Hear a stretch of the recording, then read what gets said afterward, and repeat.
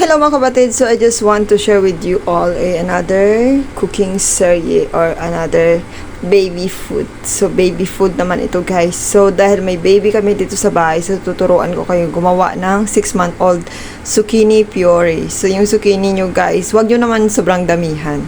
Kasi kung ano lang yung kayang ubusin ng baby. So usually I make half. Kasi malaki. Hindi naman siya half na zucchini ha. Parang 1/4 sa zucchini. And then you cut into small and then you steam it for 10 minutes or to 15 minutes. Depende.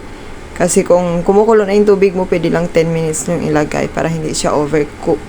So, after nyo yan steam, so, hugasan nyo muna yung zucchini nyo bago nyo steam. So, steam nyo siya. So, ito yung aming steamer. Napakulo ko na yung water ko. So, I put it 15 minutes. So, 15 minutes. So, ayan na. After 15 minutes, ganyan na siya. And then, after that, you blend it. So, kapag, ilagay nyo lang siya sa blender, tapos i-blend it.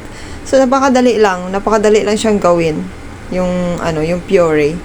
So, sa mga, nag-iisip ko ano yung gawin nila sa baby nila para healthy food. So, ganyan.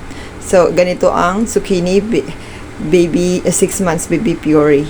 So, napakadali at napaka-easy at napaka-healthy na gawin. So, sa mga baby dyan, try this.